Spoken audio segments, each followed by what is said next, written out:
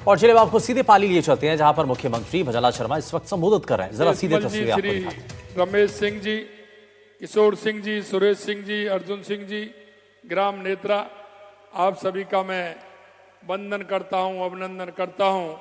एक ही बहुत ही अच्छा और शानदार ऐसा कार्यक्रम जो हमारी संस्कृति, हमारी विरासत, हमारे विचार, क्योंकि भागवत गीता भगवान कृष्ण ने कहा है कि भागवत गीता में वो स्वयं विराजमान है। जब भी कोई व्यक्ति को किसी भी परेशानी, किसी भी दुविधा में अगर वो आता है तो निश्चित रूप से अगर उसका कहीं उत्तर मिलेगा तो वो भागवत गीता में मिलेगा। यह स्वयं अपने आप में है। और मैं आपको बताना चाहता हूं, मेरा जीवन का आधार रहा है, क्योंकि इसमें तो शंकर सिंह जी और हमारे करण सिंह जी नेत्रा साहब मेरे को निमंत्रण देने के लिए गए थे। लेकिन मैं आपसे कहना चाहता हूं कि जहां मुझे मालूम पड़ता है और मैं अगर उस गांव में होकर के या उस मोहल्ले में होकर निकल रहा हूं, जहां भी कहीं भागवत गीता का पाठ हो रहा है, तो मैं कहीं ये नहीं देखता कि कहां है। जहां भी अगर भागवत गीता का पाठ होता है, मैं उनको प्रणाम करके ही निकलता हूं, उनको प्रणाम करके ही जाता हूं। यह हमें जो गीता का ज्ञान है,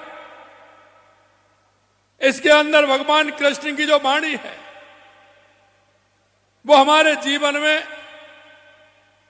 बहुत बदलाव लाती है। इसके साथ साथ हमें उससे यह मिलता है कि अगर हम कोई भी काम हो रहा है, वो सिर्फ हम करने वाले हैं।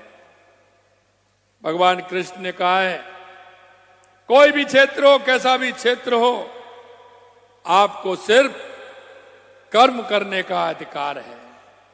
भगवान कृष्ण ने कहा है कि आप कर्म करिए, बाकी मेरे ऊपर छोड़ दीजिए।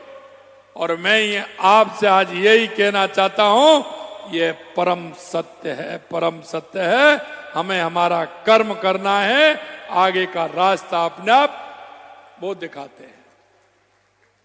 मित्रों, आज के इस अवसर पर मैं धन्यवाद देना चाहता हूं आयोजकों को भी और हमारे माननीय प्रदेश अध्यक्ष जी को भी, क्योंकि उन्होंने भी कई बार कहा कि आपको आना है। माननीय करण सिंह जी को भी और माननीय शंकर सिंह जी को, माननीय छगन सिंह जी को, क्या उन्होंने यहां बुला करके एक साथ हमारे संत और महंतों के दर्शन का लाभ मिला। और इतनी बड़ी संख्या में भक्तों के मेरे को दर्शन हुए, निश्चित रूप से मैं धन्य हुआ। और आज का वो शुभ दिन, हमारे देश के यशस्वी प्रधानमंत्री नरेंद्र मोदी जी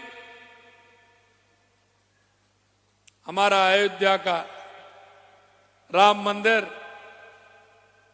जो हमारे करोड़ों लोगों की अंतरात्मा की आवाज थी,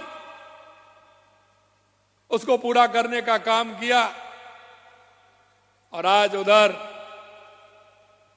धर्म ध्वजा का वहां फहराया जा रहा है और आज यहां ये कार्यक्रम हो रहा है। दोनों में कितना बड़ा मिलन है। इसलिए मैं कहना चाहता हूं, एक बार जोर से सभी बोलेंगे, जय जय श्री राम, जय जय श्री राम। मेरे भाई और बहनों, इसलिए मैं कह रहा हूं कि मैं बहुत सौभाग्यशाली हूं। आज मुझे उस पुण्य भूमि पर आने का अवसर मिला है, जो पहले से ही गौ माता के चरण धूलि से वो पवित्र है। तो पाली में मुख्यमंत्री भजनलाल शर्मा को आप सुन रहे थे और जिस तरीके से अयोध्या के धर्म ध्वजा को लेकर के भी मुख्यमंत्री बात कर रहे थे, तो यहां हमने आपको तस्वीरें दिखाई। यार रुकने एक छोटे से ब्रेक के लिए, आप कहीं मत जाएगा, बने रहिए एनडीटीवी राजस्थान के साथ। नमस्कार।